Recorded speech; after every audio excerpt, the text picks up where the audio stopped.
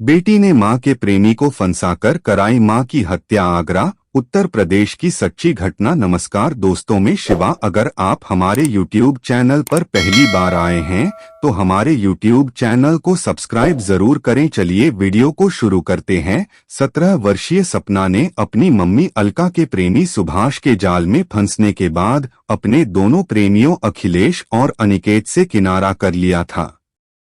फिर एक दिन ऐसा क्या हुआ कि माइनर सपना ने मम्मी के प्रेमी सुभाष से ही उसकी हत्या करा दी।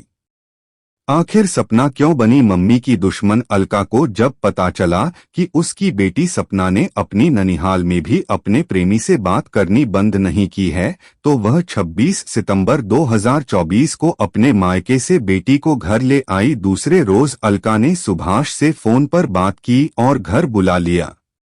उसके बाद अलका ने सुभाष से एकांत में बात की और कहा, सुभाष, मैं सपना से बहुत परेशान हूं।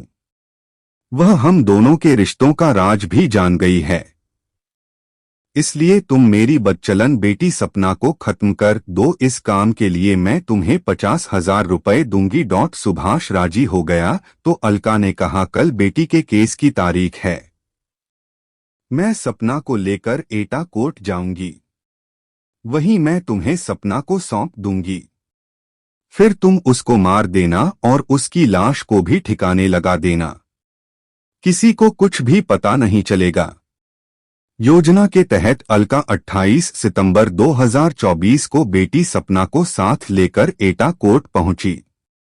वहीं उसे सुभाष मिल गया। अलका ने बेटी से कहा कि वह सुभाष मामा के साथ घर चली जाए। वह कुछ और काम निपटाकर घर पहुंचेगी। अभी तक सपना मम्मी के खतरनाक इरादों से वाकिफ नहीं थी। रास्ते में सुभाष ने कहा, सपना, तुम्हारी मम्मी ने मुझे 50,000 रुपयों की सुपारी दी है। तुम सुनोगी तो तुम्हारे होश उड़ जाएंगे। हो सकता है कि तुम्हें मेरी बात पर यकीन ही न हो। सपना ने पूछा, मामा, सच बताओ कि माँ ने तुम्हें 50,000 रुपए देने को क्यों कहा? तुम्हारी मम्मी तुम्हारी हत्या करवाना चाहती है, इसलिए रुपए देने को कहा है। मम्मी के खतरनाक इरादों की जानकारी पाकर सपना की आंखों से आंसू बहने लगे। वह सुभाष के गले लग गई और बोली, मामा, मेरी जान बख्श दो। आप जो कहोगे वह करूंगी। आपकी हर बात मानूंगी। सपना कुछ देर मौन रही, फिर आंसू पोंछते हुए बोली, मामा, जो मंसूबे मम्मी के थे वही अब मेरे हैं। तुम मम्मी को मार डालो, उसके बाद मैं तुमसे शादी कर लूंगी। तुम्हारे साथ ही जीवन बिताऊंगी। मैं अखिलेश व अनिकेत को भी भुला दूंगी, जिनसे मैं प्यार करत हूं। यह मेरा वादा रहा। सपना की बात सुनकर सुभाष ने उसकी हत्या का इरादा त्याग दिया। इसके बाद वह सपना को एक खेत में ले गया। वहां उसने सपना की मोबाइल पर ऐसी फोटो क्लिक की जैसे उसे मार डाला गया हो। यह फोटो सुभाष ने अलका के मोबाइल पर भेज दी और कहा कि फोटो देख लो, मैंने तुम्हारी बेटी को मार डाला है। इसके बाद सुभाष सपना को लेकर आगरा चला गया। आगरा यूपी क्राइम की मधु विहार कॉलोनी में सुभाष का एक परिचित रहता था। वह उसी के घर में रुका। रात में सपना व सुभाष एक ही कमरे में सोए और उनके बीच संबंध बने। सपना ने किसी तरह का विरोध नहीं किया। 2 अक्टूबर 2024 को सुभाष अलका के घर अल्हापुर पहुंचा। उसने फिर से अलका को फोटो दिखाई कि तुम्हारी बेटी को मार डाला है, अब पैसे दे दो। इस पर उसने कहा, 2 से 3 दिन रुको, मैं पैसे दे दूंगी। इसके बाद सुभाष वापस आगरा आ गया। एक दिन बाद उसने फिर अलका को फोन किया और पैसे मांगे, लेकिन वह टाल गई। सुभाष समझ गया कि अलका की नीयत पैसे देने की नहीं है। अगले दिन सुभाष ने फिर अलका को फोन किया और कहा कि मुझे पता था कि तुम रुपया नहीं दे पाओगी, इसलिए मैंने सपना को नहीं मारा। वह मेरे साथ आगरा में है, तुम आकर उसे ले जाओ। 5 अक्टूबर 2024 को अलका 12 बजे आगरा पहुंच गई। दोनों फोन से जुड़े थे और उनके बीच बात हो रही थी। आगरा बस स्टॉप पर अलका को सुभाष मिला। उसके साथ सपना भी थी। वहां से तीनों पिकअप गाड़ी पर बैठकर एटा आ गए। यहां रामलीला ग्राउंड में दशहरा मेला लगा था। तीनों ने मेला घूमा। इसके बाद पिपर्ण चौराहा आए। फिर पैदल ही जसरतपुर थाने के नगला चंदन पुरंजला गांव के पास पहुंचे। अब तक रात के लगभग 10:30 बज चुके थे। अलका ने एक बार फिर सुभाष के कान में फुसफुसाकर कहा कि सपना को मार डालो, पैसे मिल जाएंगे। लेकिन सपना ने तो शादी की बात कहकर बाजी पलट दी थी। चारों ओर घुप अंधेरा छाया था। सुभाष सपना को लेकर बाजरे के खेत में पहुंचा। अलका खेत से कुछ दूर मेड़ पर बैठी थी। सुभाष ने सपना से कहा, तुम अपना वादा पूरा करने का वचन दो तो मैं अभी तुम्हारी मां को मार डालूं। सपना सुभाष का हाथ अपने हाथ में लेकर बोली, मैं तुम्हें वचन देती हूं कि तुमसे शादी रचाकर मैं अपना वादा पूरा करूंगी। तुम मेरी मां को मार डालो। इसके बाद सुभाष ने अलका को आवाज दी तो वह भी बाजरे के खेत में पहुंच गई। उसके पहुंचते ही सुभाष और सपना ने उसको दबोच लिया और उसे पीटने लगे। फिर उसी की साड़ी के पल्लू को गर्दन में लपेटकर गला कस कर मार डाला। शव को बाजरे के खेत में छोड़कर दोनों फरार हो गए। 6 अक्टूबर 2024 की सुबह नगला चंदन पुरंजला गांव के कुछ लोगों ने गांव के बाहर बाजरे के खेत में एक महिला की लाश देखी तो सूचना थाना जसरतपुर पुलिस को दी। सूचना पाते ही SHO ओम प्रकाश सिंह पुलिस बल के साथ घटनास्थल पर आ गए। उन्होंने सूचना पुलिस अधिकारियों को दी तो SP श्याम नारायण सिंह, ASP राजकुमार सिंह तथा DSP सुधांशु शेखर भी आ गए। उन्होंने मौके पर फोरेंसिक टीम को भी बुला लिया। पुलिस अधिकारियों ने घटनास्थल की बारीकी से जांच की। मृतका की उम्र 33 वर्ष के आसपास थी।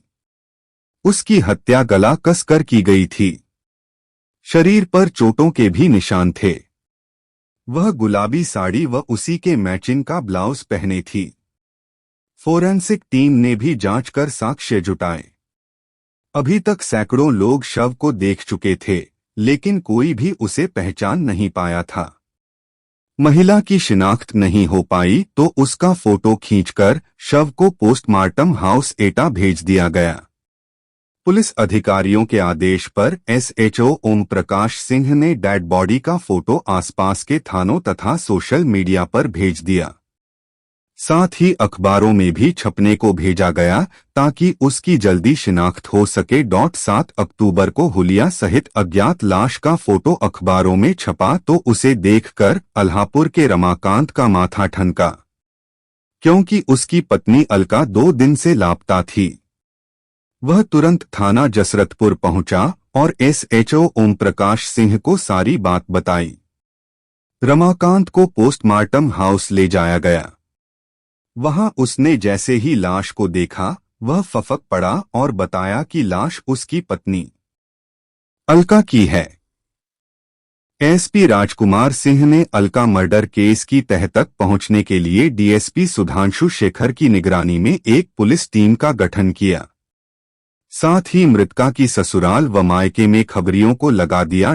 टीम ने सबसे पहले मृतका के पति रमाकांत से पूछताछ की। उसने बताया कि गांव के 2 युवक अखिलेश व अनिकेत उसकी बेटी को बहला फुसलाकर भगा ले गए थे। अखिलेश जेल भी गया था। इन्हीं दोनों ने रंजिशन उसकी पत्नी की हत्या की है। रमाकांत के पास पत्नी का मोबाइल फोन नंबर था। उसने वह नंबर पुलिस को दे दिया। इसके बाद पुलिस टीम ने पोस्टमार्टम रिपोर्ट का अध्ययन किया। रिपोर्ट के अनुसार अलका की हत्या गला कसकर की गई थी। चोटों के निशान भी शरीर पर थे, लेकिन उसके साथ बलात्कार नहीं हुआ था। रमाकांत के बयान के आधार पर पुलिस ने गांव के 2 युवकों अखिलेश व अनिकेत को हिरासत में लिया और उनसे सख्ती से पूछताछ की, लेकिन वे निर्दोष साबित हुए। उन्हें घर जाने दिया गया। मृतका अलका का मोबाइल फोन नंबर पुलिस के पास था। पुलिस ने उसके नंबर की कॉल डिटेल्स निकलवाई तो पता चला कि वह एक नंबर पर सबसे ज्यादा बात करती थी। यह नंबर सुभाष का था, जो फर्रुखाबाद के गांव अकराबाद सिकंदरपुर खास का रहने वाला था। पुलिस ने जांच आगे बढ़ाई तो यह भी पता चला कि सुभाष का अलका के घर आना जाना था। दोनों के बीच नाजायज रिश्ता था। मृतका की बेटी सपना तथा सुभाष घर से फरार थे। सुभाष और सपना पर शक गहराया तो पुलिस उनकी तलाश में जुट गई। खबरियों को भी उनकी टोह में लगा दिया गया। टीम ने अनेक संभावित स्थानों पर छापेमारी की, लेकिन उनका पता नहीं चला। 9 अक्टूबर 2024 की रात 12 बजे पुलिस टीम को खबरियों के जरिए पता चला कि सुभाष और सपना कल्लू इलाके में देखे गए हैं। पुलिस टीम तब वहां पहुंच गई और उन्हें अलीगंज कुरावली मार्ग के पास से गिरफ्तार कर लिया। पूछताछ करने पर सुभाष ने पहले तो अनजान बनने की कोशिश की, लेकिन सख्ती करने पर वह टूट गया। उसके बाद सुभाष और सपना ने अलका की हत्या का जुर्म कबूल कर लिया। दोनों से पूछताछ के बाद हत्या की जो कहानी सामने आई, इस प्रकार निकली। उत्तर प्रदेश के जिला एटा के थाना नयागाम का एक गांव है अल्हापुर। रमाकांत इसी गांव का रहने वाला था। उसके परिवार में पत्नी अलका के अलावा 2 बेटियां थीं। वह किसानी से अपने परिवार का पालन पोषण करता था। वह सीधा सादा इंसान था। रमाकांत की बड़ी बेटी सपना खूबसूरत थी। उसने 16 बरस की उम्र पार की तो उसकी सुंदरता में गजब का निखार आ गया। वह स्कूल जाती तो गांव के लड़के उसे अपनी ओर आकर्षित करने का प्रयास करते। सपना पढ़ाई में तेज थी। उसने नयागाम स्थित महिला इंटर कॉलेज से इंटरमीडिएट की पढ़ाई कर रही थी। सपना के चाहने वालों में वैसे तो गांव के कई लड़के थे, लेकिन उसके घर से कुछ दूरी पर रहने वाला अखिलेश उसे कुछ ज्यादा ही चाहता था। उसके पापा राजेश सिंह दबंग व्यक्ति थे। उनकी आर्थिक स्थिति भी मजबूत थी। अखिलेश उनका बिगड़ैल बेटा था। वह बंठन कर घूमता रहता था। अखिलेश व सपना एक ही गली में खेलकूद कर बड़े हुए थे। वह उसे बहुत अच्छी लगती थी। सपना स्कूल जाती तो वह उसे देखने के लिए गली के मोड़ पर खड़ा हो जाता था। दोनों की नजरें मिलती तो चंचल स्वभाव की सपना खिलखिलाकर हंस पड़ती, फिर इतराती इठलाती स्कूल का रास्ता पकड़ लेती। उसकी यह हंसी अखिलेश के दिल में उतरती चली गई। एक रोज उसने सपना का रास्ता रोक लिया। फिर उसने उसे गौर से देखते हुए कहा, सपना, तुम सचमुच बहुत अच्छी हो। तुम्हारी हंसी से मेरे दिल को सुकून मिलता है। अखिलेश की बात सुनकर सपना मुस्कराई, फिर लजाते हुए चली गई। उसने जिस अंदाज में उससे बातें की थीं, उससे सपना भी उसका मतलब समझ गई थी।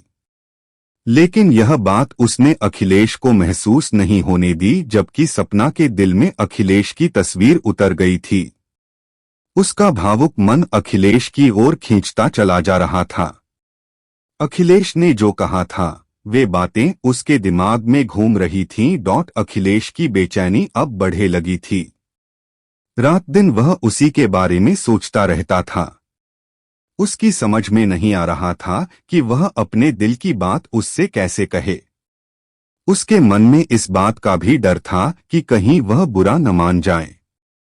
आखिर जब उससे नहीं रहा गया तो हिम्मत कर अखिलेश छुट्टी के समय सपना के कॉलेज के सामने जाकर खड़ा हो गया। सपना सहेलियों के साथ कॉलेज से निकली तो अखिलेश को देखकर उसका दिल तेजी से धड़कने लगा। अखिलेश ने उसे एक तरफ आने का इशारा किया तो वह उसका इशारा स गई। सपना सहेलियों से अलग होकर अखिलेश के पास आ गई। जैसे ही वह उसके पास आई, अखिलेश ने उसे बाइक पर बैठने का इशारा किया। सपना बैठ गई तो वह तेजी से चल पड़ा। सपना ने कहा, कहाँ जा रहे हो? मुझे घर जाना है, चली जाना। आज मुझे तुमसे कुछ कहना है। अखिलेश ने कहा। तभी सपना ने हंसते हुए अदा से कहा, यही न कि तुम मुझसे प्यार करते हो? अखिलेश ने बिना किसी संकोच के कहा। सपना, सचमुच मैं तुमसे प्यार करने लगा हूँ, सपना मुस्कुराकर बोली। मैं भी तो तुमसे प्यार करती हूँ, लेकिन झिझक की वजह से इजहार नहीं कर पाई। अखिलेश ने उसे हैरानी से देखा तो सपना ने नजरें झुका लीं। यह थी अखिलेश और सपना के प्यार की शुरुआत। अक्सर प्रेम करने वालों की शुरुआत ऐसे ही होती है, लेकिन कभी कभी यही प्यार जीवन के लिए एक अभिशाप भी बन जाता है। अखिलेश और सपना का प्यार परवान चढ़ा तो उनके बीच की दूरियां भी मिट गईं। उनका शारीरिक मिलन भी होने लगा। इश्क की आंधी में दोनों इस तरह उड़े लगे कि उन्होंने घर समाज की चिंता ही नहीं की। उन्हें जब भी मौका मिलता एक दूसरे में समा जाते। वह इस खेल में बेहद सावधानी बरतते थे। लेकिन प्यार ऐसी चीज है जिसे जितना भी छिपा कर रखा जाए, वह कभी न कभी घर समाज की नजरों में आ ही जाता है। सपना और अखिलेश के साथ भी यही हुआ। एक रोज देर शाम सपना की मम्मी अलका ने उसे फोन पर हंस कर बातें करते देखा तो उसे शक ही नहीं हुआ, बल्कि उसे विश्वास हो गया कि उसकी नाबालिग बेटी इश्क की राह पर चल पड़ी है। अलका परेशान हो उठी। उसने पूछा तो सपना ने झूठ बोल दिया।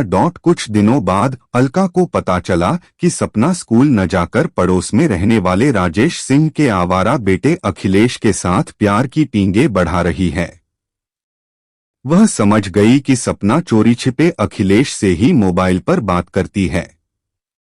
पूरी बात समझ में आई तो इस बार उसने बेटी से सख्ती से पूछा तो उसने बिना झिझक के कहा, मम्मी, मैं अखिलेश से प्यार करती हूँ और वह भी मुझे बहुत चाहता है। हम दोनों शादी करना चाहते हैं। शादी प्यार यह सब क्या कह रही है तू? तेरी अभी उम्र ही क्या है? फिर वह हमारी जाति का भी तो नहीं है। अखिलेश अमीर बाप का बिगड़ैल बेटा है। वह तुम्हारे जीवन को बर्बाद कर देगा। इसलिए यह बात तू मन से निकाल दे और उसे भुला दे। तेरी शादी उससे किसी भी कीमत पर नहीं हो सकती। क्यों नहीं हो सकती मम्मी? अब जमाना बदल गया है। दूसरी जाति में शादी करना अब आम बात हो गई है। फिर अखिलेश बहुत अच्छा लड़का है। आज नहीं तो कल तुम्हें भी पसंद आ जाएगा, मम्मी को समझाते हुए सपना बोली। अपनी कच्ची उम्र की बेटी के मुंह से ऐसी बातें सुनकर अलका हैरान रह गई। उसने गुस्से से कहा, सपना, अब बहुत हो चुका। कल से तुम मेरी निगरानी में घर में ही रहोगी। तुम्हारा अब कॉलेज जाना बंद। क्यों मम्मी? सपना ने हैरानी से पूछा। कह दिया न, नहीं जाना है तो नहीं जाना, कहकर अलका अपने काम में लग गई और सपना कमरे में जाकर आंसू बहाने लगी। शाम को रमाकांत खेत से लौटा तो अलका ने पति को बेटी की प्रेम कहानी बयां की। पत्नी की बात सुनकर रमाकांत को अपने पैरों तले से जमीन खिसकती नजर आई। उसने सोचा कि उसकी नादान बेटी यदि उसके सीने में इज्जत का छुरा घोंपकर घर से भाग गई तो वह जीते जी मर जाएगा। उसकी इज्जत नीलाम हो जाएगी। वह किसी को मुंह दिखाने लायक नहीं रहेगा। इसलिए रमाकांत ने पहले सपना को डांटा फटकारा, फिर सिर पर हाथ रखकर उसे प्यार से समझाया भी। प्यार पर पहरा लगा तो सपना और अखिलेश का मिलना जुलना बंद हो गया। अब दोनों मिलन के लिए तड़पने लगे। अलका ने सपना का मोबाइल फोन भी छीन लिया था और उसे तोड़कर फेंक दिया था। इसलिए वह मोबाइल फोन से भी अखिलेश से बात नहीं कर पाती थी। जैसे जैसे दिन बीतते जा रहे थे वैसे वैसे दोनों की बेचैनी बढ़ती जा रही थी। अखिलेश का एक दोस्त अनिकेत था। वह भी सपना का दीवाना हो गया था, लेकिन सपना ने उसके चक्कर में प्रेमी अखिलेश का विश्वास तोड़ दिया था। अनिकेत उन दोनों के बीच दरार पैदा नहीं करना चाहता।